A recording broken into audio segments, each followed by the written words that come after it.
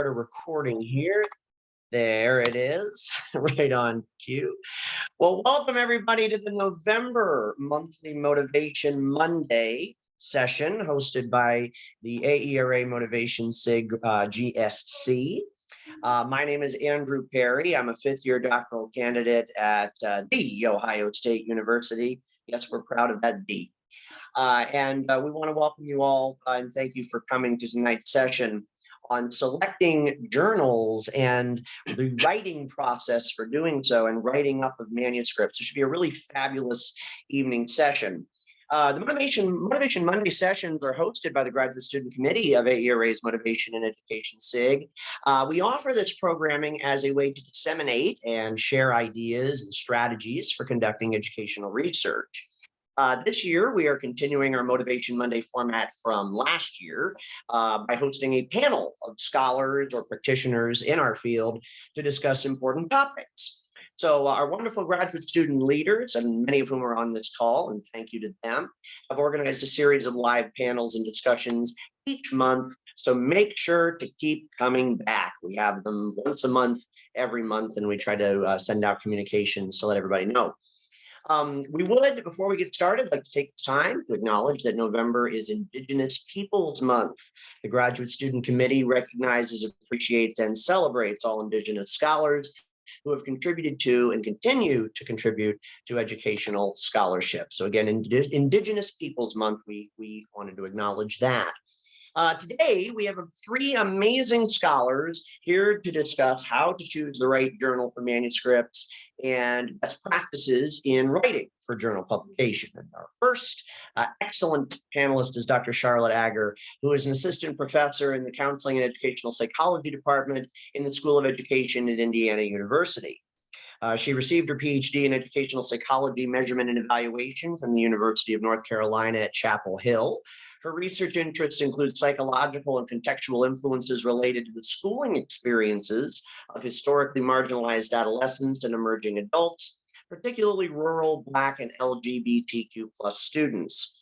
More specifically, she is interested in how family and school contexts, especially STEM-related contexts, interact with students' motivation, feelings of belonging, performance, and persistence across high school and in college.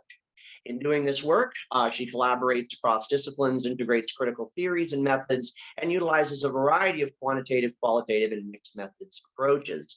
Dr. Agger's work appears in outlets such as Educational Researcher, Journal of Youth and Adolescence, Science Education, Research in Higher Education, and Journal of Adolescent Research. We thank Dr. Agger for being with us tonight. Dr. Carlton J. Fong is an assistant professor in the College of Education at Texas State University. At the intersection of educational psychology and higher education, Dr. Fong uses a sociocultural lens to study motivational and self-regulatory factors influencing post-secondary student engagement, achievement, and persistence. Specifically, he examines motivation factors associated with feedback and the psychosocial development of community college students. Dr. Fong's work has been featured in Review of Educational Research, Educational Psychology Review, Journal of Ed Psych, Educational Psychologist, Contemporary Educational Psychology, Educational Research Review, Learning and Individual Differences, Journal of Diversity in Higher Education, and Motivation and Emotion, just to name a few. And our final panelist is Dr. Corwin Senko, who was my advisor in my master's program at SUNY New Paltz. So I have a little personal connection to Dr. Senko. Dr. Senko is a full professor in the psychology department at SUNY New Paltz, State University of New York at New Paltz. He studies achievement motivation and goal-setting processes, intrinsic motivation, and students' learning strategies. His lab explores such topics as tracing the achievement goals students pursue and why, the development of interest and how it relates to overconfidence in learning content, and motivational differences between distinct groups of college students, such as first-generation college students, in order to reduce achievement and retention gaps. Dr. Senko's work has been featured in numerous outlets, such as the Journal of Ed Psych, Contemporary Educational Psychology, Educational Psychologist, Educational Psychology Review, Learning and Individual Differences, Learning and Instruction, among many others. He is currently on the editorial board for Contemporary Educational Psychology, Educational Psychologist, Journal of Ed Psych, and the Journal of Experimental Educational Psychology. And he also directs SUNY New Paltz's undergraduate research program, which is devoted to cultivating and supporting student-faculty collaborations. So we've dropped 3 links into the chat, which pertain to relevant publications from our speakers today, our panelists. And so we thank you all very much for being here. So for everyone on the call, the way we're going to do this today is for the next 90 minutes or so, we are going to have a discussion. First, a discussion with our panelists facilitated by me with some questions that we have prepared in advance. So you'll get to see some pre-listed questions. And then our second part is going to be questions directed by you, the attendees. So please drop questions into the chat as you've gone along. If you have anything that comes to mind, anything you'd like to hear from our panelists about with regard to journal selection and the writing process, please feel free to drop them in there and we will get to them if we can.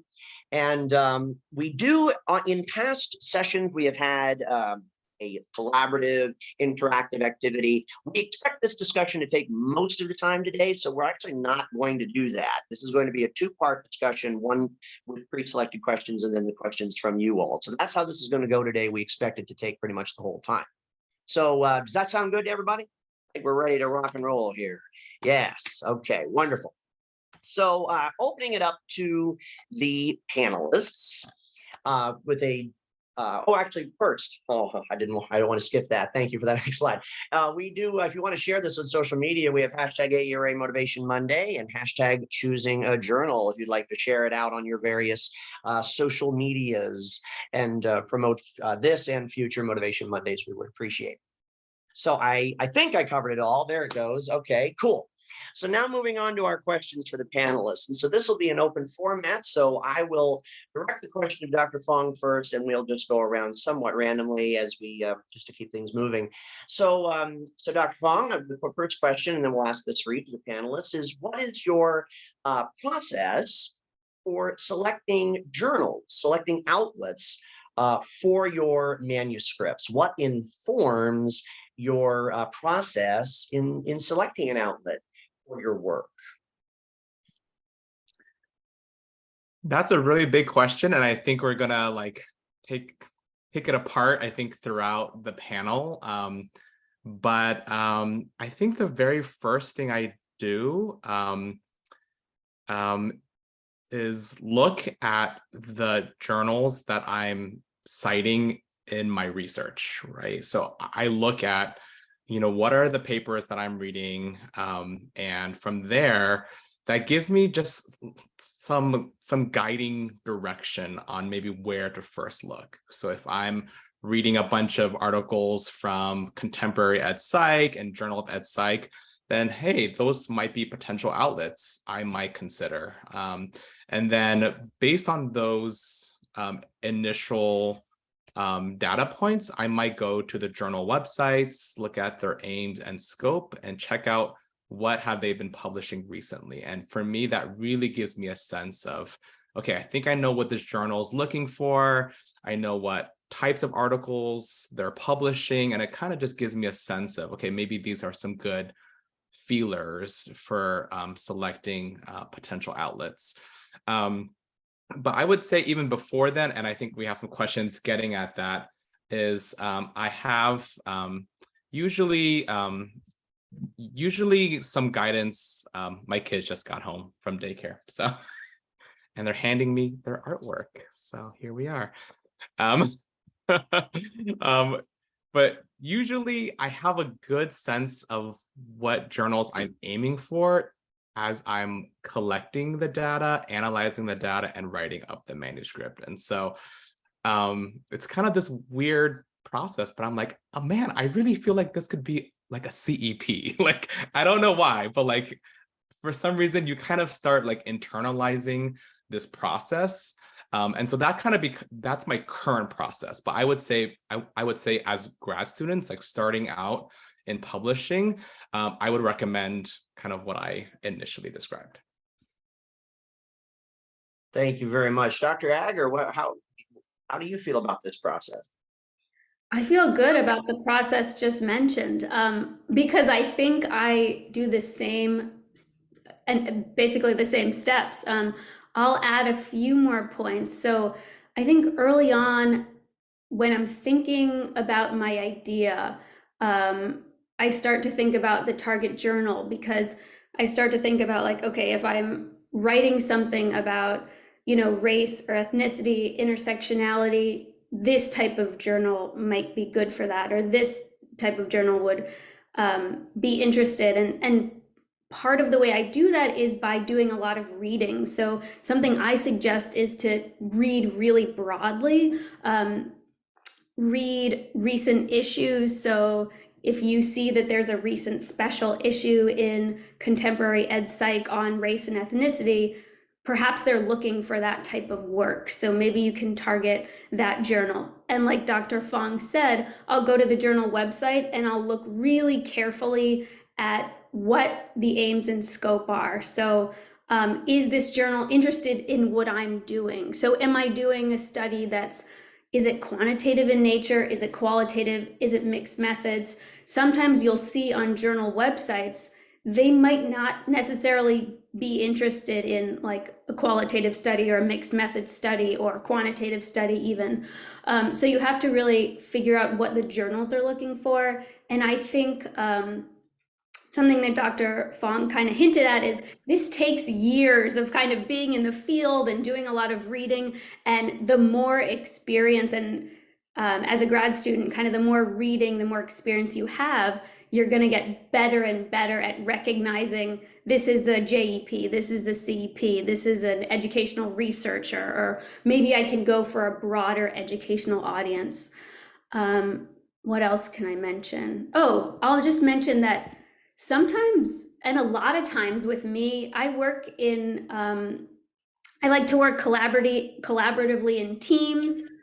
So this isn't just my decision. This is a decision that we talk about in my research teams, and that can include graduate students or postdocs or assistant professors, associate professors. So we're making this decision together, and usually people have different ideas about where things should go. So I'll stop there. All right, thank you very much. Dr. Senko, do you have anything to add on this question? Thank you, Andrew. Well, first, just I want to thank you for inviting me. It's a pleasure to be here with everyone. I'm honored. And both those points of advice were great. I wish I had had them when I was starting out. My efforts would have been a little less slapdash, I imagine. When I started out, I was a social psychologist, and there were 2 or 3 journals you published in, and those were only 3 you knew about, and you just went for them, and good luck. But now there are more journals, there are more specializations, and much more effective strategies, like you just heard. But I'll share with you what I do now. I don't know how helpful this would be to those starting out, but it's helped me. The first thing I ask myself is, what are my collaborators' needs? What are they trying to get out of this? And that varies. If I'm working with graduate students, their needs might be to get a publication quickly so that they're looking good on the job market. Or if they're early career, they might need something for tenure. In those cases, it could be that they're happy with a mid-level journal, and we shoot for that automatically just because it supports them. And I'm in a position now as tenured faculty, I don't need to worry so much about my own needs. But if they're someone who maybe has some need for an A-level pub, then we'll shoot for that. So I always start with what their needs are and balance that out. And then once we figure that out, we look at journal fit, much like Carlton and Charlotte were saying.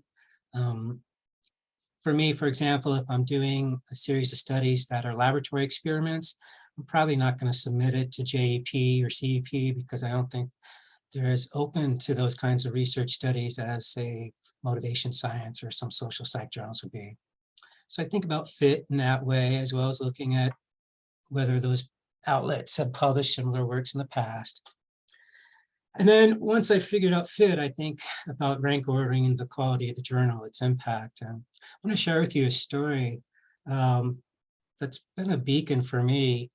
About 10 or 12 years ago, I was collaborating with Chris Hulleman. I don't know if any of you know Chris. If you do, it's you know what an honor it is to know him. He's the most optimistic person I've ever met, and that spreads to those he works with. So we were working on a paper, and I thought it was the most esoteric thing about achievement goals, really digging deep into nuances that only 3 or 4 people would care about. And we did our best with it. And he said, where do you want to submit? And I said, well, let's go here. And it's a mid-level journal. He says to me, dude, why? You have to believe in yourself. This is really cool. And I said, no one's going to like it. He says, well, why take yourself out of the game? Why not give it a shot? So he submitted it to JEP, and wouldn't you know, he was right. It got accepted, and I've been following his advice ever since, which is shoot for the highest thing, expect the worst, and just cope with it. I think that's good advice if you have the time and resources and can meet your collaborators' needs with that approach. So anecdotally, I have heard that story before with Corwin prior to actually publishing a JEP article with him. And it just, I'm so glad you told that story, because I was hoping you would. It's been very inspirational. Thank you all three of you for that. We do actually have a question later on about handling rejection from journals and how that affects your decision-making process. So we'll get to that in a little bit. But Dr. Senko, I'll come right back to you. I'm talking about the writing process.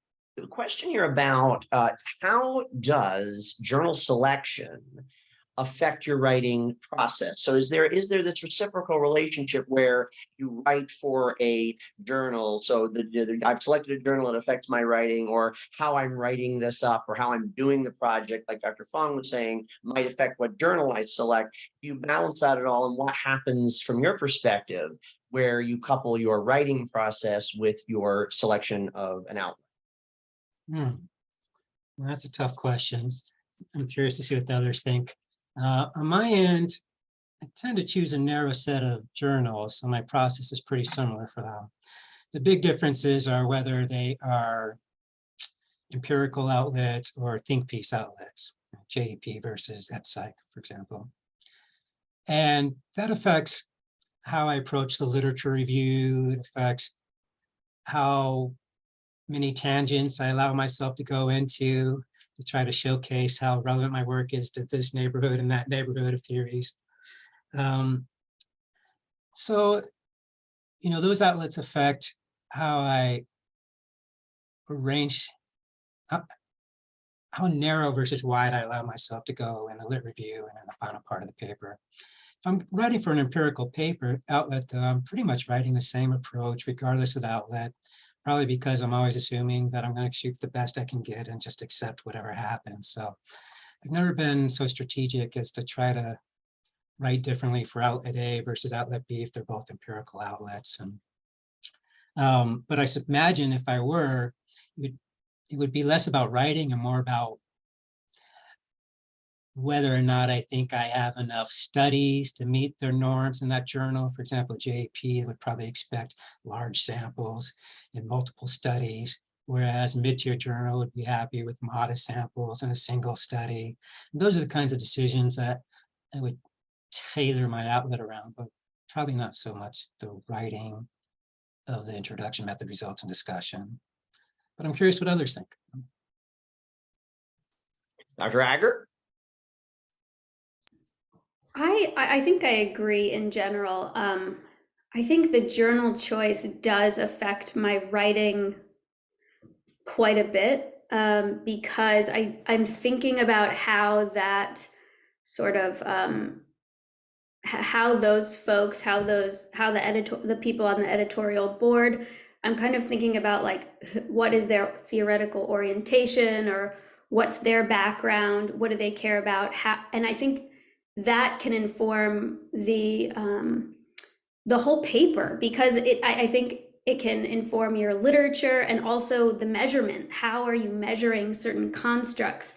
I think researchers go about measuring constructs differently. So understanding, for example, how researchers, in educational psychology approach something versus folks in adolescent research. They might approach the same kind of concept or construct differently. So I think it's worth kind of investigating. So let me back up. And I talked about the editorial board. I think it's worth looking at who's on the editorial board and what these folks are interested in, and kind of their theory, their background, where they're coming from. I think all those things do influence how I approach the writing process. And just kind of like practically speaking, I think when I do choose a journal, when I'm feeling very like practical, I look at the word count, and I will even tailor like sections of the paper. So if we're talking about like Journal of Adolescent Research, I'll look at how many words are typically in a methods section. And then, so for my methods section, I'll write like, oh, typically 1,000, 2,000 words, whatever. So I think the journal choice can definitely influence my writing down to the word count if you want to go that far with it. Thank you very much. Dr. Fong. Yeah, I'll just add a few, I guess, like specific anecdotes of just like things I might look at. And so one thing that has come up in my experiences are journals that have like a really explicit international focus, and some that are maybe just happen to be more US based. The ones that are more international focus, I feel like in the writing and specifically in the framing and the rationale, you really have to state like what exactly you're studying, the context, and why that's relevant to an international audience. And so a lot of my work focuses on community colleges, but community colleges look very differently than how they are in the US versus other contexts. And so I may have to explain, what are the issues that are relevant for US community colleges for an international journal. Both panelists mentioned this, but I think the audience is just really important to keep in mind. And so if you're gonna be submitting to like a broad education journal, like Educational Researcher or American Educational Research Journal, like these kind of broad, flagship type journals, they may not know what a goal orientation is, right? And so you may have to break that down and actually explain in more detail what the constructs you're working with are compared to a journal that's maybe more specialized. And so I think that definitely impacts the writing, because it's going to dictate at what level you're going to have to explain, various concepts, theories, methodologies. And also some journals really are perhaps maybe even more practitioner or practice or policy oriented. That's going to really dictate, okay, in my discussion, they're not really going to care about extending theory, but they're really going to care about what practitioners and policymakers should be considering. And so really getting a handle of the audience is really going to shape the writing in terms of framing. Mostly, I would say like the intro and the end. I think most of the results and the method, for the most part, I haven't noticed it changing a whole ton, but for me, I think the framing and the discussion have been affected the most by outlet choice. Thank you so much. It seems like the most often you're selecting journals first, and then if letting that affect your writing choices. And although that may not be always universal, I wanted to ask another solidly writing process oriented question. Was Dr. Agard mentioned collaborating with others. So I wanted to ask that and extend it a little bit and say, so do you have any best practices for writing with others? You're putting together a manuscript, you're working with multiple people. How do you go about delegating tasks and getting things set up? And do you utilize feedback from others that may not be authors on a paper? Is that something that you do, or do you keep it within your collaborations, or even if you're writing a paper alone? How do you go about seeking feedback from others when preparing a manuscript for journal publication? I'll start with Dr. Agard, since you mentioned your collaborations in the past. Yeah, collaborators are extremely important to me. They're integral to my work. I couldn't do my work without my collaborators. Hi, Corey. And I think in terms of best practices, I'll say initially, my number one best practice is work with people. Well, it's hard to do in graduate school, but after graduate school and maybe even in graduate school, work with people that you like working with. I think that is so important. And we don't think about that enough. So work with people, find people you enjoy working with and you work well with, and sometimes those aren't always aligned. And that also takes time, I'd say. You know, in graduate school, there's not a lot of choices in terms of who you work with. But as you progress through your research journey, you can start to figure out how you work and how you work with others and how you align those styles.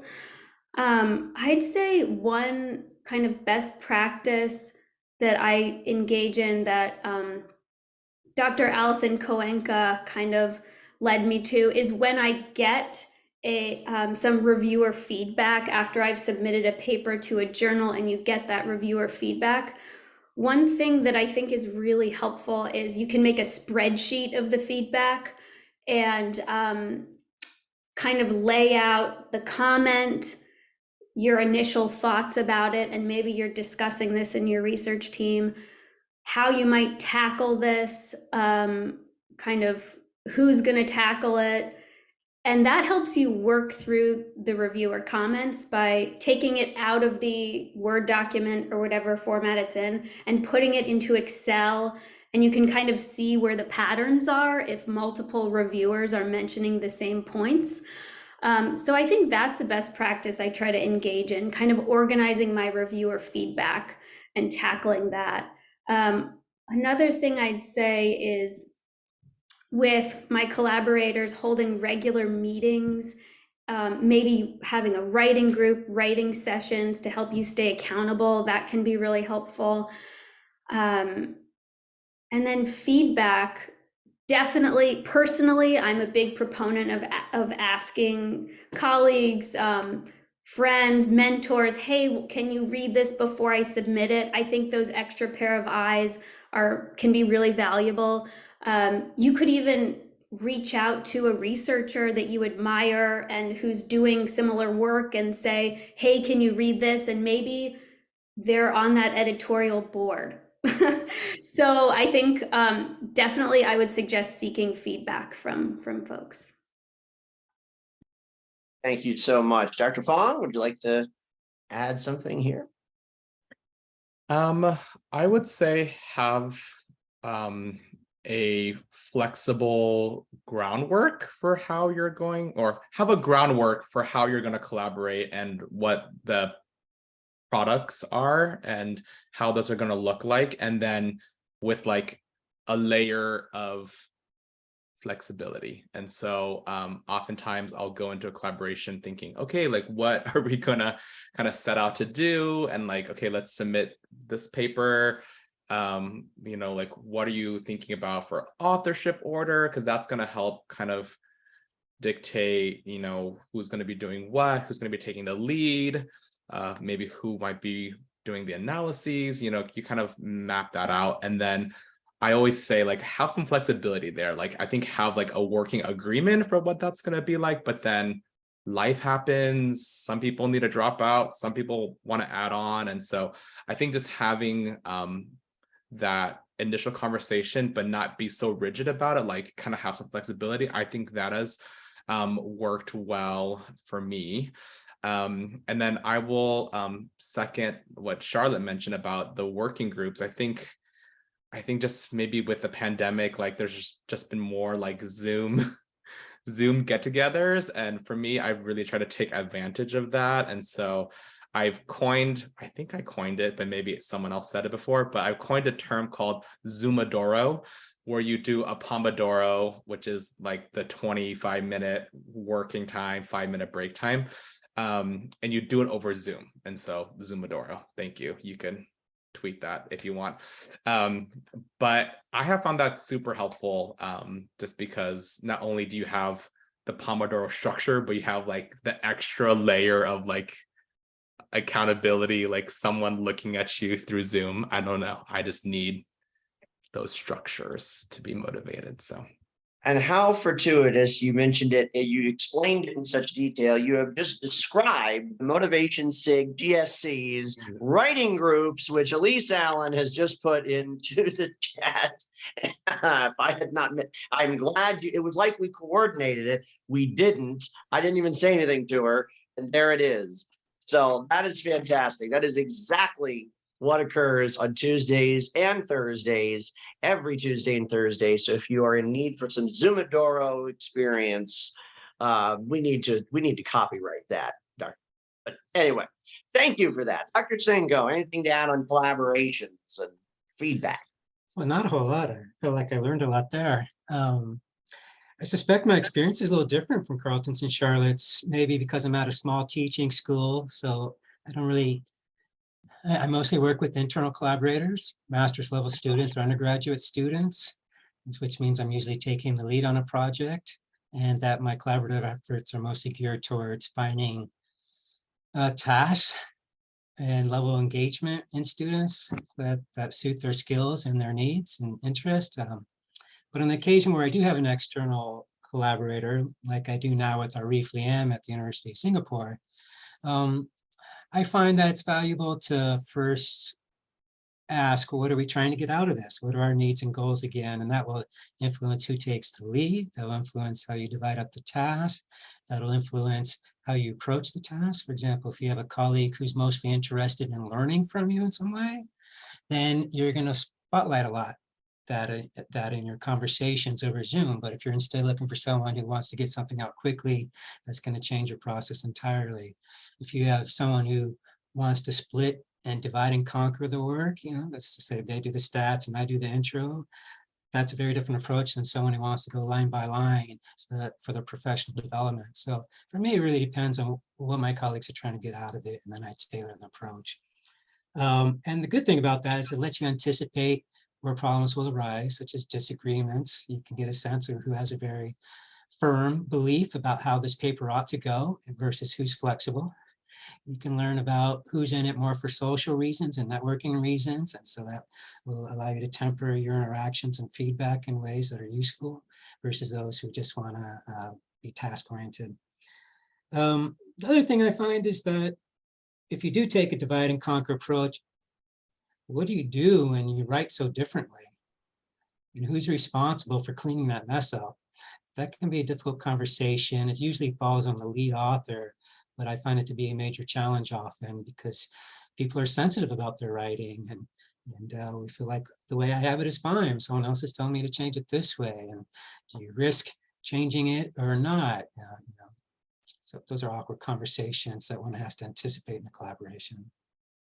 I'll stop there, though. I think Charlotte's and Carleton's advice is excellent.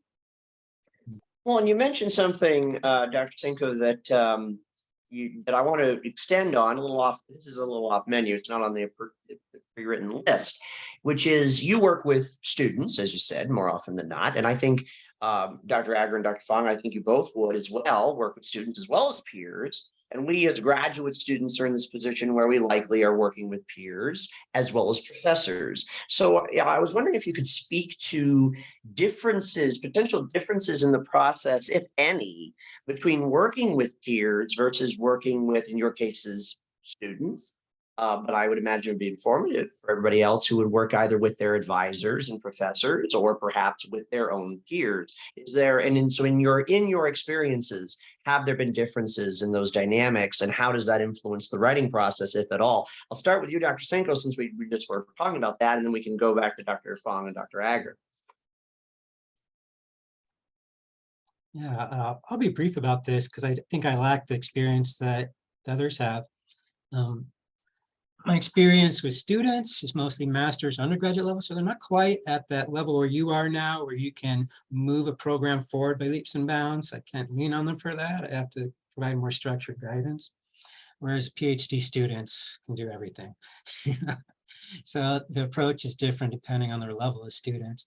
But with peers, my approach has changed over the years. I think when I started, I was approached often by people who maybe wanted me to help them with a paper or a data set they didn't know what to make sense of. And I found that wasn't always fruitful. I feel like a gun for hire. I find since then, I enjoy collaboration much more if it's from the ground up, designing the ideas and the methods and so forth, rather than coming in after data has been collected. So for me, that's a big issue and affects how I collaborate. And as for the status of the peers, their rank or experience, I haven't really noticed a big difference in that. I still go back to what are their goals? What are they trying to get out of it? More experienced collaborator, for example, will probably just want to get this paper off the table, want it to be done and get on to the next thing in their pipeline. And so I can make that happen with one approach, which is very task focused. I might take the lead and say, here's a full draft. What do you think? But a different peer collaborator might say, I really want to help shape the ideas here. Let's talk a lot. And I say, absolutely, let's do that. So it's less about who they are as peers and more about what their goals are, at least in my experience. Thank you very much. Dr. Agger, how about you? I'd say I agree with that. With students, I try to take more of a developmental approach. And by that, I mean, I think about where are they in their kind of research journey? Are they a first year student kind of learning the ropes in terms of how to do a literature review? Are they a second year student, third year student? How advanced are they? And so when we're in that first year, second year student range, maybe they are helping me work on a literature review, and I'm more hands-on with the type of mentoring I do versus a more advanced student. I might say, maybe you'll go off, Corey, and do something and then come back and, what do you have in terms of creating a coding scheme, for example, if we're working on a systematic review. So, hello. So yeah, I think I take more of that developmental approach, and then I do think about the goals when I'm working with other colleagues. Like Dr. Senko said, what are their goals? Are they trying to, maybe it's a postdoc and they need a quick paper. So we kind of divide and conquer, and timing's a big factor. Or maybe the researcher does like to go line by line, like Dr. Senko mentioned, and it's more of kind of, we're down to the words, we're very detail oriented, and we're thinking about theory really carefully. So I think it really depends. Thank you very much. Dr. Fromm? Yeah, I would say my advice for grad students would be to ask what maybe the style or preference is of the team or of the PI of the project. I worked with two professors closely when I was in grad school, and they had two very different writing approaches. And with one professor, it was co-writing the whole thing. And literally, like, I think this was like when Google Docs were like starting to get popular, but like even like looking at the same monitor, like, like co-writing together, versus the other faculty member where it was like, you write your section, send it to me, and I'll do track changes and send it to you back. And I thought that was good to kind of see both of those experiences, and I probably integrate those two kind of in my own mentoring. But just know that there's different ways to write and different ways to do this. And I think being open to that and recognizing that there are those differences, I would say, knowing that beforehand, I think would have helped me a lot too. So. Thank you very much for that. So now I wanted to change topics a little bit. We foreshadowed this a little bit earlier, talking about rejection from journals, that sad reality where you put a lot of time and energy in, and you don't get in, right? For a variety of reasons, either a desk rejection or review and resubmit, and then it doesn't work out. So what would be your process? You're licking your wounds and you're trying to figure out what the next step is. How does that process work for you in potentially selecting an alternate outlet if you don't get into your targeted journal? And how does that potentially affect revisions and edits to your work? And so I'll start with Dr. Agger on this, and we can go around the panel. So I think it depends. I mean, is this a desk reject or is it like a third round rejection? I think would say, based on your experiences, I Yeah. mean, and you could maybe offer both. If you would receive Yeah, the desk rejection or you receive the 3 rounds of feedback. So it let's say depends. both. I think it can really hurt depending on what it is. If you've really poured yourself into something and then it comes back and it's just not going to work, that really stinks. And I think it gets easier with time and you start to understand rejection is kind of part of this. It's part of this job. And so I think early on, as you're starting, the rejections can really hurt, but you start to realize it gets easier with time, and it's something that we all experience. So I don't know if anyone's familiar with this, but I think it was in psychology or I forget what field, but some really kind of senior people published their CV, but it also listed, in addition to all the published articles, all of the rejected articles and grants. Has anyone seen this before? No, Carlton, I you have? haven't.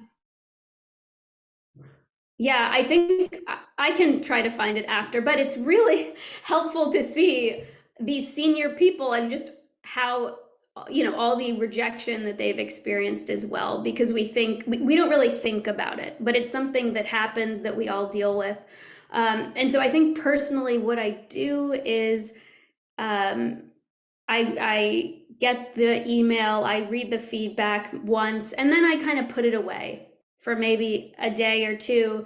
I think about it, and then when I go back, it's always easier to read. Like the initial rejection is very difficult, but then I go back and I'm like, okay, maybe this isn't so bad, and I make a plan.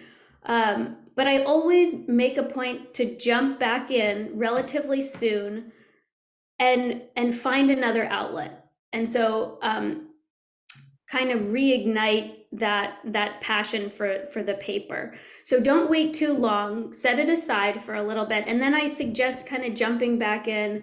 And I would also suggest having another person, maybe a mentor, read the feedback also, because they might be less emotional. They're less tied up in the paper. They've been less in the weeds, and maybe they can provide some much needed perspective for you on how to tackle this. And they might say, it's not that bad, you can do this. So I think that can be really helpful. And something else about rejection that I try to think about is that behind these reviews and behind the reviewer comments and the reviewer feedback, they're people like us, they're humans, and they're biased, and they're coming to this with their own biases, and they like particular methods, they want to see particular theories mentioned. So you have to keep in mind that they're humans behind this process, they're biased people, and you got this, just set it aside for a few days and then come back to it quickly. That's going to relate very strongly to the next question I have. I want to put a pin in it for a minute. Dr. Cinco, same question about rejection, if you have any insights. I do believe it might be Carlton's turn. I feel like I keep going before him. But next time, I got your back, Carlton. But I'll be really brief then. I take rejection badly, like everyone. How badly depends on how fair-minded the review was. If they, they made points I might disagree with, but are sensible and explain them clearly, then, take it on the chin, a couple of days, get back to it. But they reject it without an understanding of the paper, sloppy reading and so forth, then I probably stew in anger for about a week before I can think about it again. But regardless, you get back in the saddle. I find that either way, I'll probably use the comments to change the paper, but mostly in minor ways. I've not often had the experience where I've wanted to change the paper drastically based on the feedback. Maybe I'm too attached to what I've written initially, but that's been my experience. Yeah, so I don't know. I think I have more to say about the experience of getting a major R&R, revise and resubmit, than I do responding to a rejection. So I'll leave it at that. Oh, and I will ask you about that actually momentarily, but Dr. Fong, it is your turn. You can go ahead. Yeah, of course. I would say going back to our initial advice, which was having a journal in mind, I maybe want to revise that by saying have kind of a set of journals in mind as you begin the writing or research process. And so oftentimes it's not just, oh, this is the one perfect journal I'm going to go for.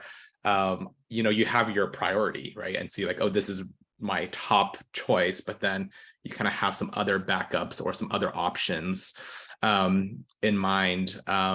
So I will say that. And also, I think there's kind of a default assumption that if you get rejected from, one level of journal, like you assume, okay, I need to go down one level, whatever that means to you. And I think that means different things for different people. But I think there's always kind of this kind of maybe built-in assumption. But ask around, and I feel like people that have published quite a bit, sometimes you'll hear stories of maybe the opposite scenario where you're like, you know what, I actually went up a level and it actually turned out better. Like, it actually got accepted, right? Or, maybe, and so I would say maybe don't always trust your assumptions about kind of what to do next in terms of an alternate outlet. I've had some good stories of where I was like, hey, I'm actually going to try this journal, and it actually turned out better. And sometimes it's the fit, sometimes it's the biases, like Dr. Agar mentioned, and sometimes you just need different sets of eyes in front of you, in front of your paper to kind of be successful. And so don't take it too harshly, I would say. And then I think having those other options for journals in your back pocket, ready to go, at least for me, that's been an effective coping mechanism. Like, if I can turn it around and get it somewhere else and be like, yes, it's under review somewhere else, like, that seems to lessen the emotional costs of getting rejected. One practical consideration to keep in mind is the first journal you chose may have had less restrictions in terms of word or page count, and then your other options are like much shorter. And then that's where I think you would have to edit quite a bit to maybe get it closer to the other journal's specifications. I would say that's kind of the one icky part of that whole thing. So fair enough. And we have had the CV of failures dropped into the chat here a few times. Thank you to those that have done so. I'm going to go right back to you, Dr. Fong. You're going to get to go first on this next one, which is in response to Corwin's comment about revising and resubmit. So a little more optimistic, a little bit of a happier outcome rather than the rejection. You get a revise and resubmit. And we'll focus, I'd like to focus more on the major revise and resubmit and not so much just minor grammatical things. But if you get back a major revise and resubmit on a journal submission, a manuscript, how do you leverage the feedback you get from reviewers? So what process do you employ when you read through such things to address feedback? Do you answer everything, like even comments that you may disagree with? How do you balance addressing that feedback and essentially giving what the reviewers what they want with staying true to you? And how do you confront that? So start with you and we'll go back around. Yeah, I would say the first little outlier consideration you may want to have is if you want to tackle the revision. This has happened to me before where I was like, oh man, they're requesting a completely different paper, or they're requesting a whole new study to be collected, like data to be collected, and that's not going to work out for, you know, this project's timeline. And there have been times, very rare, but there have been times where I was like, I'm not going to revise with this journal. And I think that actually worked out for me. And so I will just say that, I mean, as just kind of an outlier to consider, that sometimes that case can happen. In general, though, a major revision is excellent news. Yeah, definitely the feedback is essential to attend to. You know, I think there's been other Motivation Mondays focused on like what to do for an R&R, and I think there was great strategies there. But one that I use is the kind of like a tabular format where I have the comments from the reviewers on the left, and then on the right column, my response.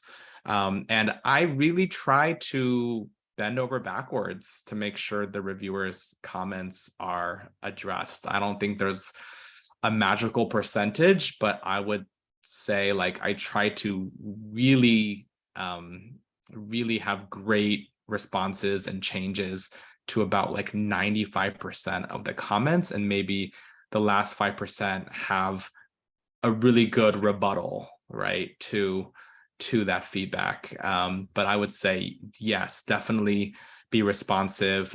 If it's a comment you think is like wrong, it's probably a signal that maybe your writing was unclear or something was confusing about your manuscript. And so I try to take the feedback quite seriously, even if I think it's like misdirected. Like maybe there's something there that I could have done differently. And so I try to take it pretty constructively. And also one practical tip that I try to tell my advisees is don't read the feedback until a few days after you get the email. I like to just relish in like the revision decision for like a few days without any knowledge of the work I have to do after. I just like to celebrate that victory, like just in its purest form. So, but I think everyone has their own little quirks like that. Thank you so much. That sounds delightful. Dr. Sango. Hey, Andrew. Well, I find this a very complicated issue, and it, you know, the experience changes with each effort. Obviously, some things are easier to address than others. You know, getting a new study, like Carlton said, is a lot harder than changing how you frame a paper. So if the feedback is focused mostly on framing, then we'll give it a try, and we usually acquiesce to whatever they request.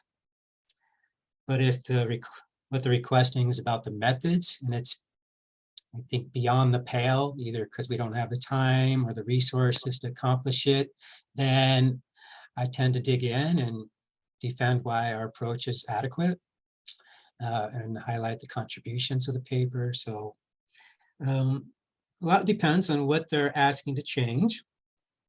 And it also depends on where they're coming from when they're making the requests. Usually a good review is going to assess the paper for how well it tackles the research questions it's meant to address. You know, does it make a compelling case for those research questions? Does it review the relevant literature accurately and faithfully? Does it test it properly? Does it make sensible conclusions and so forth? So you're supposed to judge a paper on its own terms, not on your own. You judge it for what they did, not what you wish they had done. That's what a good review should do. But they're not always like that. Sometimes you get reviews where it seems like every comment is a reviewer telling you, I really wish you had done this. And the end of it all is that they wish you an entirely different paper, from theoretical model to title to result. How do you work with that? And in those cases, you either, like Carlton said, you either move on to a different journal or you dig in and fight.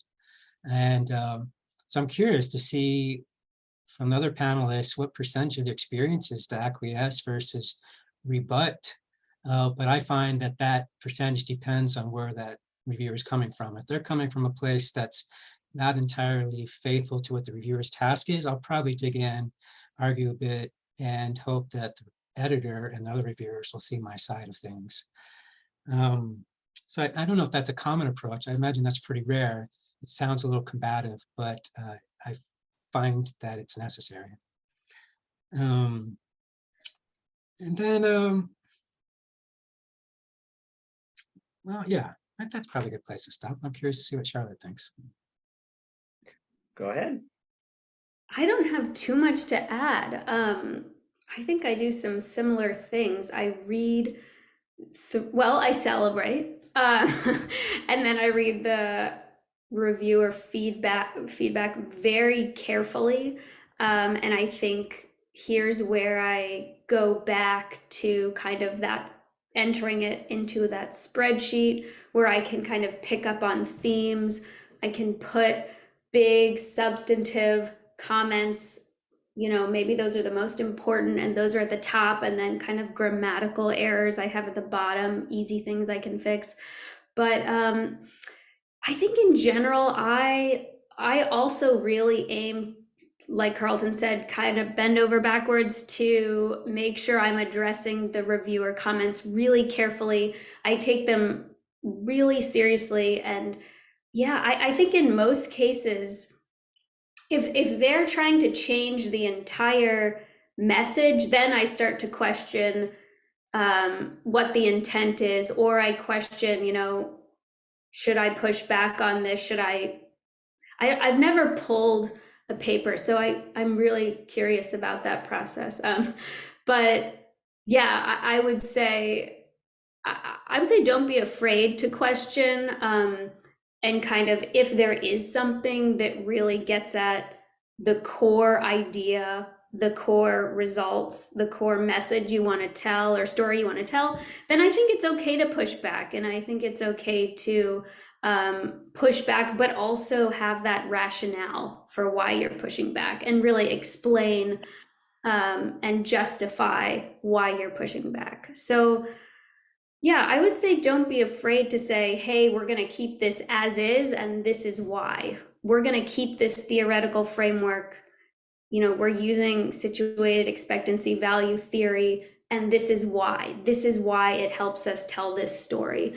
And this is why this other framework that you're suggesting doesn't quite work here, for all these reasons. So I think I would just say, like, be really thorough, careful, take it really seriously. And then if there's something that you fundamentally don't agree with, run it by a few people, run it by a mentor, and don't be afraid to push back, I'd say. Yes, yes, Dr. Senko. Yeah, thank you. I just want to add a point that I think you don't really learn until you have some experiences.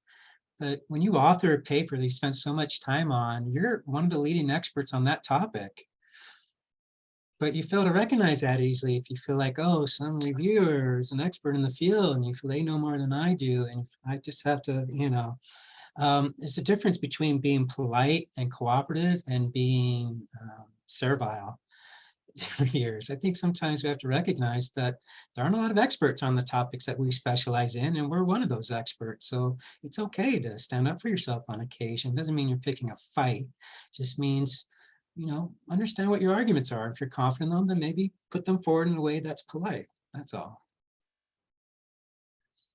Thank you very, very much for that. We have approximately 30 minutes left of the discussion, and we reminding everyone and inviting everyone to put questions into the chat of your own.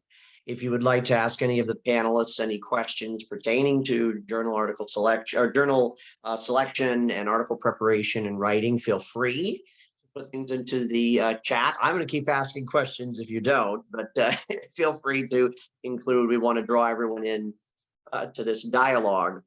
And so while folks are typing, if they're typing, I did want to ask, it's this interesting situation. I want to turn it around a little bit because we were hearing, I think, from everyone about perspective as a reviewer. And I'd like to actually drill down into that a little bit more because I think all three of our panelists here have experience reviewing papers. And so I'd like to ask the three of you, as a reviewer of a journal of whichever journal it may be, based on your experience, what do you find most compelling in the submissions that you've received as far as writing? What elements of the writing of the manuscripts you've seen do you find most compelling? And I know that might depend on the outlet and what the goals and aims and scope of the outlet are, but I'm just curious from the other side of that, from the reviewer's perspective, what have you found most compelling? I'll start with Dr. Ag. Oh, that's a hard question. What have I found compelling?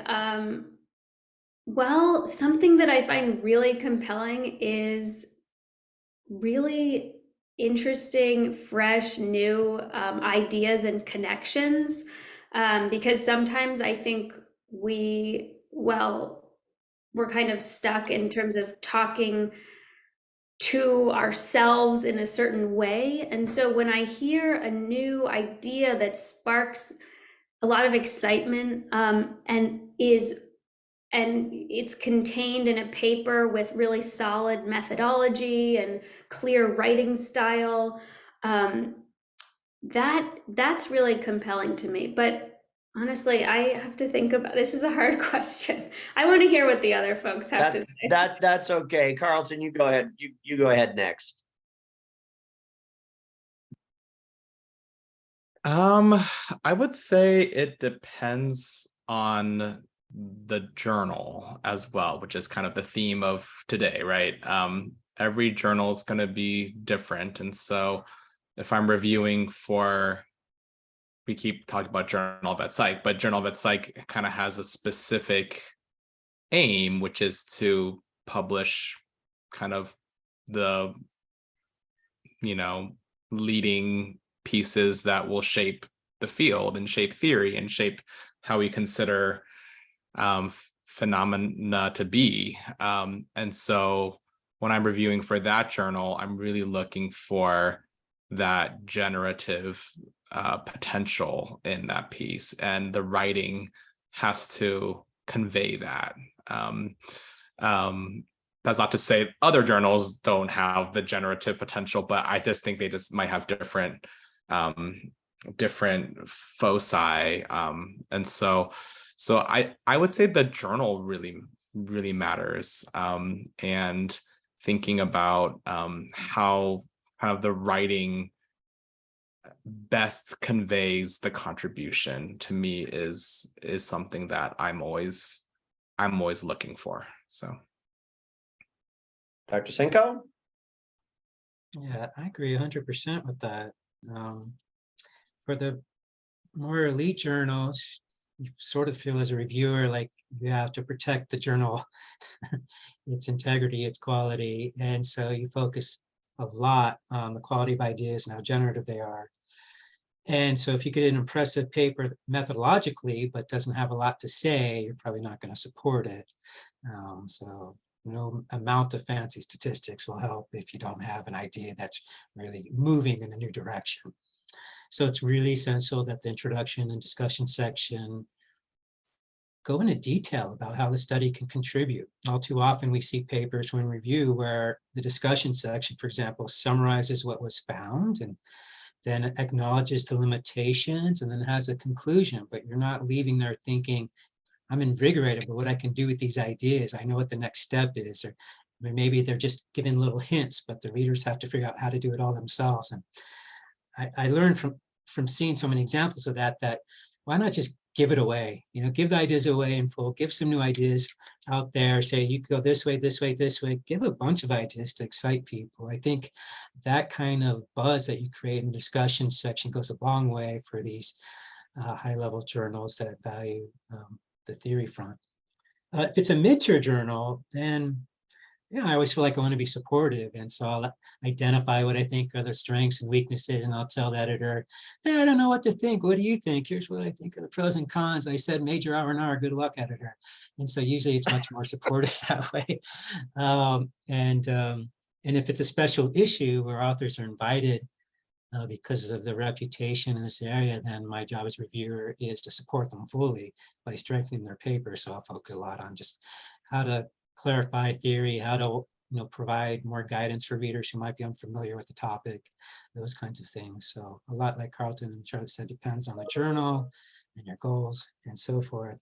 And then personally, I like to see an effort to write clearly, concisely, to remove as many howevers, therefores, and all those as possible.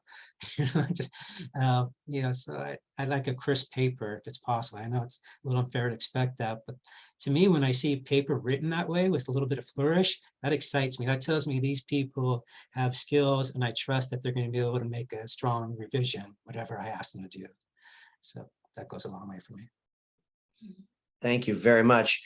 Charlotte, did you reflect on it at all? Did you have anything else you wanted to add? I know you get some think time. Did you have anything else you wanted to say? I would reiterate paying attention to small details like kind of organization and grammar, and making sure everything's connected and you have alignment in terms of like your theory and what you're measuring and your results, making sure there's a really clear kind of through line throughout. I think a lot of times we fall into the trap of saying like, this is my theoretical framework, and then we don't really integrate it much besides just like mentioning it. So I think something that I look for is also a clear theory woven throughout. How does the theory relate to the methods? How does the theory relate to the discussion? Are they bringing it back in and talking about these connections? And I think I also get excited about kind of real world connections, practitioner connections. How does this relate to students and teachers? And how can we use this kind of like in the quote unquote real world? So thinking about that excites me as well. So much. We do have a few questions in the chat. Ali Friedman has asked if you have a paper that is interdisciplinary, for instance, academics and motivation. How do you decide what journal to submit it to? So this, I think, speaks a lot to comments we've had in the past. I think Corwin mentioned empirical outlets versus think piece outlets. So if you have an interdisciplinary paper, which kind of borrows from multiple areas, how do you go about selecting an outlet for something like that? So let's start with Dr. Fong, and we can go around the panel. How do you feel about an interdisciplinary paper and where it should find a home? That is hard.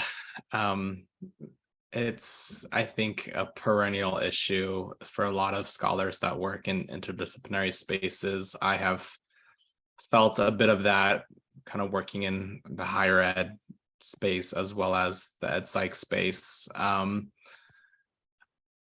This takes a really careful look at what articles journals are publishing. And so we said start with the aims and scope, and I think that's still a great place, but sometimes they're pretty broad and don't really give you a ton of direction. And so looking at articles and not even like super carefully, but just kind of getting a sense. And so I get a ton of, I subscribe to like Google Scholar alerts. I get table of contents emailed to me on the weekly. And so I'm only glancing at it for maybe 30 seconds to a minute, but I'm really getting a sense of what type of pieces, even just by the title, like what topics they're publishing. And so you kind of get a flavor of some journals that are maybe open to more interdisciplinary work. Like, for instance, I would say maybe contemporary ed psych, for instance, might be more open to something more interdisciplinary than maybe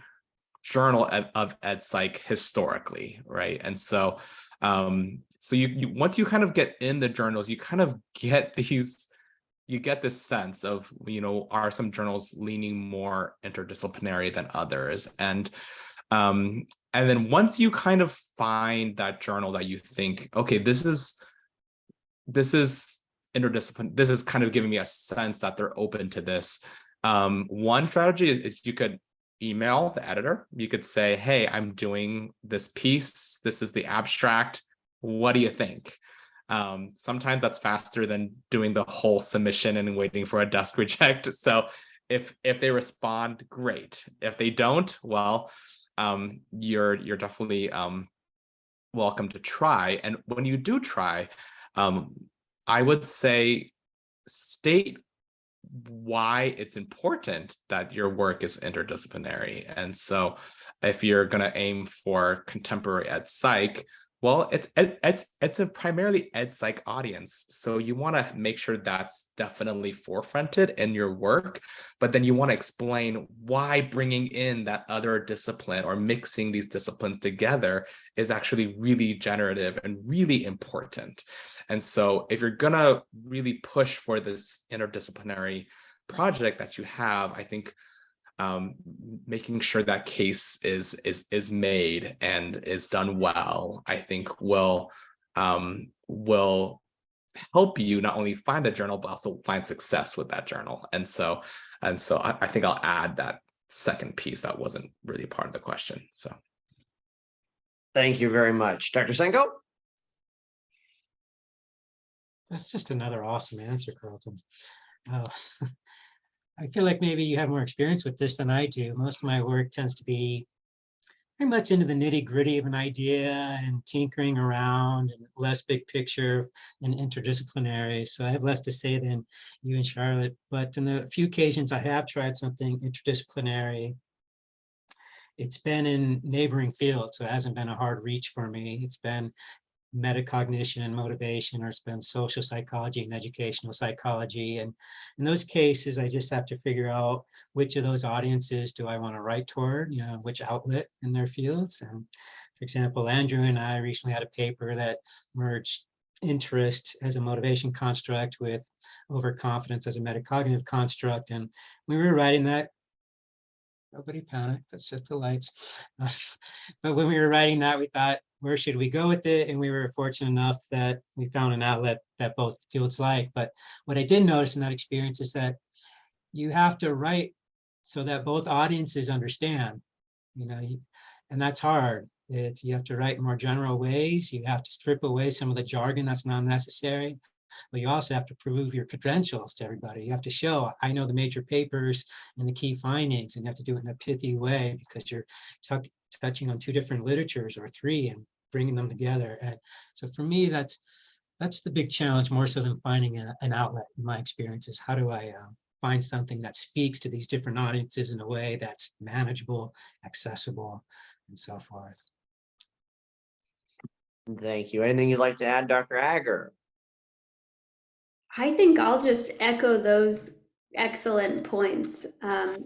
This is a constant, This is a constant challenge for me because I work with folks in public health and science education, ed psych and teacher ed. And so I think, just kind of to reiterate what Dr. Senko was saying about finding ways to integrate different perspectives and doing so in a way that's clear, communicating that in a way where several parties or many parties are understanding really the core of the paper. That's a challenge. And then in terms of finding a journal, I think I would go back to the point that was made earlier regarding doing a lot of seeing who you're citing, looking at a lot of reference lists, seeing what journals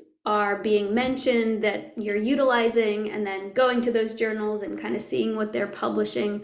And so that can kind of lead you on a path to figure out which outlets will be interested in this work. And again, I think you have to be really careful when you are bringing together literatures, because you are negotiating two perspectives. So I think being really intentional about how these two fields or literatures are coming together, that can lead to some great discussions, I'd say. And it's so worth doing. Thank you very, very much. So I'm going to actually leave Corey's question as a grand finale. I'm going to shift gears to more of a broad question. Again, anyone is welcome to type questions into the chat. We do have another about 13 or so minutes left to the session. But I wanted to ask sort of a broad question, which we may have already tapped into, but simply, what has been your greatest challenge for the panel? What has been your greatest challenge related to writing manuscripts for journal publication or selecting a journal, whichever seems the most germane and relevant to you? And how have you overcome that challenge? So we'll start with Dr. Senko on this, and we'll move around again. So, what has been the biggest challenge for you, and how have you overcome it? Thanks, Andrew. Boy, there are a lot of challenges, but if I were to choose one, it's a constant challenge. I've not yet conquered it. It's getting all I have to say down into 30 pages. I find I just write and then I get wordy, and as I'm writing, new ideas come to me, and next thing you know, I have a document that's 70 pages, and what am I supposed to do with that? And so the revision process is laborsome, takes months, getting it down to something tidy in 30 pages, and the rest of it seems like it was a waste of time, but maybe it's useful for future papers, or at least it's good in pushing my thinking a little bit, crystallizing those thoughts. But that for me is always the biggest challenge, is figuring out how to manage these word and page length demands of a journal. I know that sounds trite and silly, but for me, it's a big thing, and it means that I'm spending an enormous amount of time on a paper that I probably shouldn't have to. Secondary challenges are the usual, like motivation, time management, or what to do with reviewers that have conflicting pieces of advice and that kind of stuff. But really for me, it's just the wordiness. A challenge I face all the Oh, time. I know, Andrew. You know, Dr. Senko knows me well. Dr. Agger. I will, yeah, I'll also say there are many challenges. This is a difficult thing we're doing. A big one for me is I'm really deadline driven. So I think it's nice to have, when you have a deadline, when you have comments from reviewers, I love that. But that initial submission, when it's just you preparing a manuscript and there's no deadline, that's tough for me, because I will just pour over the writing and the analysis. You can do so many things. So my challenge is kind of just submitting that initial draft to the journal, because I get excited and I read so much and I want it to be perfect. I wouldn't say I'm a perfectionist, but I do want it to be really good. I want them to take it seriously. So preparing the manuscript for that initial submission is really challenging for me. And it's something I'm working on. And I think setting kind of internal goals and deadlines for myself is helpful. Something else that I do is I try to work ahead of deadlines. I have 2 young kids, and that's a challenge for many reasons. So what I do, this is something I've kind of picked up from a faculty writing group here at Indiana University. We make semester plans. So at the beginning of the semester, you plan out all the goals you have, the writing tasks, some larger goals. You break it up into small tasks, and that can help you kind of lay out everything you have to do, knowing that the unexpected will happen. So that has been helpful, making a semester plan of my writing, having those big goals, having those smaller goals, breaking tasks into, this is going to take this many hours, this is going to take a week or 2. So I think planning is helpful for me. And that initial submission is really challenging. So I'm curious about, Carlton, what you have to say as well. Please. I think we have similar challenges. I would say for me, it's definitely around the time management, I have more, I mean, maybe time management and also project management, because I think there's, Dr. Senko mentioned pipeline, and for those that are unfamiliar with pipeline, it's, you typically want, they say, a project, under review, and a project that you're writing, and a project that you're collecting data with. And sometimes the pipeline gets clogged and you have multiple projects in, different phases. And I think once you start collaborating and, if you go the faculty route, you might have students and their projects that you're helping them on to, and they just kind of multiply the different papers and projects. And you find yourself with like 15 Google Doc tabs, and you're like, what manuscript am I working on right now? And so it's a good problem, I think, to have ideas and data and projects. But then I think the challenge is being able to move them along the pipeline and to get them submitted and not having that clogged up. And so I think I'm still trying to overcome this challenge, but I think it's telling myself that I am not a multitasker, and multitasking, I think, is a myth, and to be more kind of judicious with what projects I'm taking on. And like, this is like therapy right now. Like, what is this? Like, I'm just like venting my own concerns here. But yeah, saying no, not taking on too much, because it is going to trickle down to, how much writing you're going to be doing, because sometimes you feel like you're just keeping projects afloat, and the ships aren't setting sail anywhere, right? They're just at dock, like buoying by the shore, and you're not actually getting them, to set sail. And so I would say project and self-management, and yeah, I would say those are challenges and strategies. Well, thank you very much. So the promised grand finale in our last 6 minutes, and then we'll do our closing where we'll advertise future events, is Corey's question and an extension upon it, which is, we've spoken about reading journals. So do you have any parting tips, any additional tips for selecting a journal, an outlet? And if not that, do you have any final tips for writing, for the writing process, improving writing quality, some just overarching pieces of advice? So probably I'll go right back to you on this, either or both. Any final parting words? Yeah, some other strategies are to look at journal databases and start becoming, especially if you're working interdisciplinary, or you kind of dabble in different areas, to really kind of do your research on various journals. And so one of the resources I go to is